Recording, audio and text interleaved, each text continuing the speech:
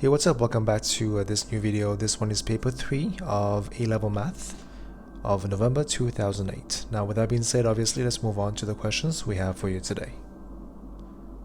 So here we have question number 1. So here we have to solve the equation. Solving means finding the value of the unknown, finding the value of x, correct to 3 decimal places. So here we have ln of x plus 2 equal to 2 plus ln of x. So one thing I can do is send all the lns to one side. So you will have ln of x plus 2 minus ln x is equal to 2. Alright, now by using the laws of logarithms, because this and this are the same, I can combine them together. You will have ln, here you will have x plus 2 and here minus, that will become divided by this one is equal to 2. Now how would you simplify this? So pretty easy. For example, ln is actually what? Ln is log to the base of e. Let's say here we have x is equal to a. Now to find the value inside x, that will be, we have to send the base over here, you will have exponentially. So again, to find the value inside, send the base over here. So similarly, same way, to find the value inside, which is this one, send the base over here will be exponential of 2. Okay, cool. Now what's next? I can cross multiply. You will have x plus 2 is equal to x exponential square. Now send all the x to one side, you will have x minus x, this one. That will be minus 2. You agree? Send the 2 over here. Now, x we can factorize. You will have 1 minus exponential 2 square is equal to minus 2. So x will have to be minus 2 divided by 1 minus exponential square. So let's find out. So here we have minus 2 divided by 1 minus exponential square.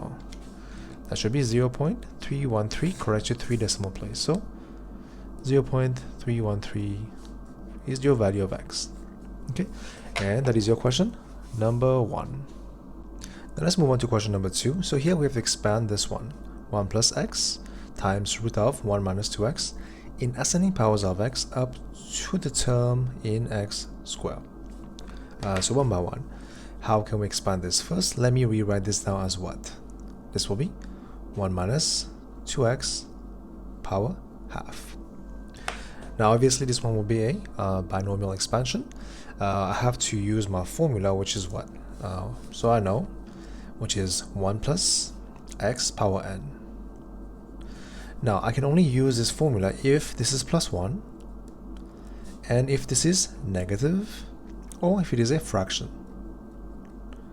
And this will give me 1 plus nx plus n times n minus 1 x squared over the value of 2 factorial. Now it keeps going on, but I can stop right here because the question only asks until x squared, right? That's the idea. Now, this one is 1 plus 1, good. This one is fraction, good.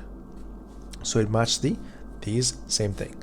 Now I can solve this by comparison. I will have to find this one is my x over here, this one is my n. So replace back in my formula. That will be 1, and here will be half. X here is minus 2x, and plus n will be half. That'll be minus half, and here we have minus 2x square over the value of 2 factorial. Now we can try to simplify. Let's see what happens. So this will go away. You will have 1 minus x, and here you will have what? Let's see. We have minus half times minus half times 4, right? Minus 2 squares 4, then divide by 2. That'll be minus half x squared. Okay, so this is the expansion of this up to x squared. Now I have to also apply this. So here we have 1 plus x multiplied by this one. Okay, so let's see what happens. So 1 times this whole thing, it will be just the same thing. 1 minus this minus half of x squared. Now I have x times this will give me what? Will give me a plus x minus x squared, and here I have minus half x cubed. But we don't need this one because we will stop at x squared. Now finally, 1 is 1, minus x plus x will be 0, so it will cancel out, right? Here we have minus 1 over 3, minus 1, that'll be minus 3 over 2x squared. And this is your answer for question part 2, expanding this. As you can see, we broke it down into steps and we use our formula to solve this. This is your question number 2. Now let's move on to question number 3. So here we have y is equal to this equation, exponential x over cos x, for the values of x between those two. Now as you can see, it also goes to the negative side, and here we have a positive side. Now what is the value of those things? So we have pi divided by 2. That is 1.5708. Here we have minus 1.5708. Okay, so here we have the domain of x that we have to look for, and then here we know that this equation curve has only one stationary point in that domain. Find the x value of this point.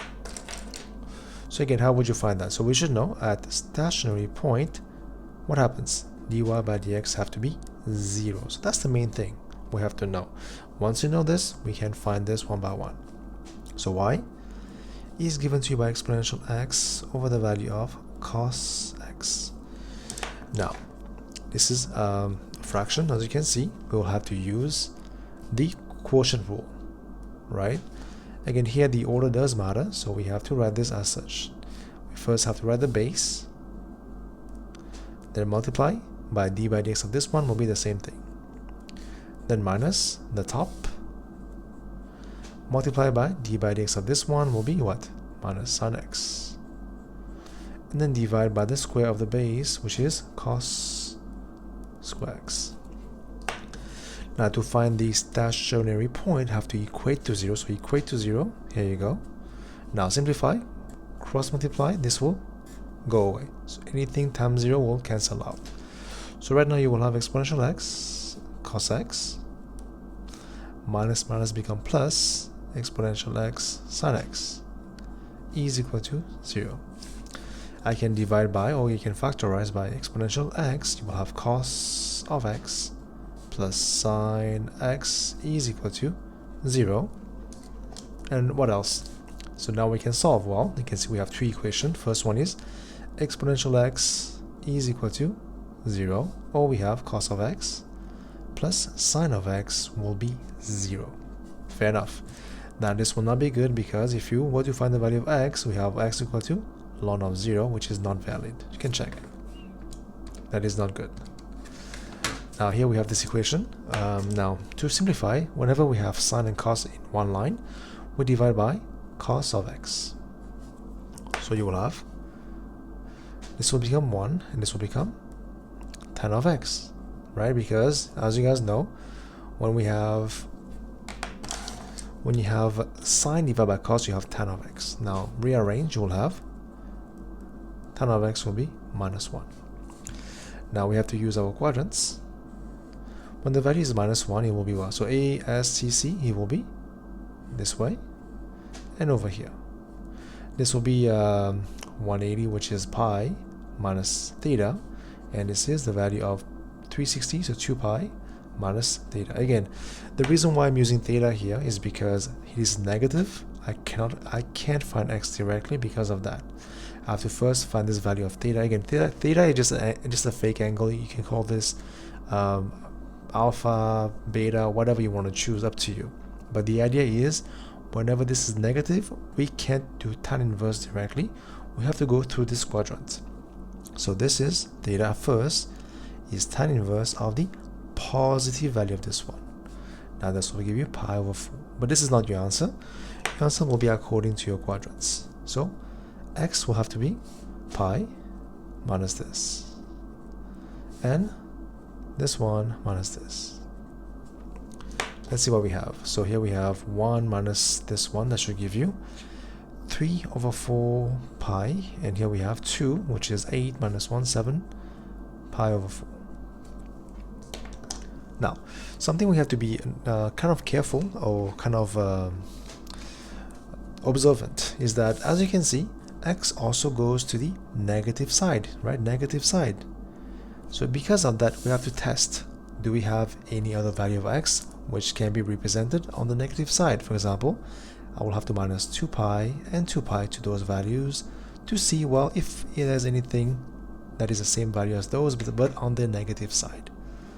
That will be 3 over 4 minus 2. That should be minus 1, 1 over 4 pi. And this one, 7 over 4 minus 2, that should be minus 1 over 4 pi. Now, as we know, x lies between the value of half pi and minus half pi, right? Now, this will be too much. This will be too much. This will be too much. So, as you can see, we have only this value. Luckily, it will be between those two. So, x will have to be the value of 1 over 4 pi for this x value of the stationary point. Again, the reason why we don't stop here is because, well, we do realize the range also, or the domain, goes to the negative side. We have to check if we have any possible values. How do you check that? You have to minus 2 pi and 2 pi to the existing values, and then you will have those, and then you check if those lies in between those domain. And that is your question number 3.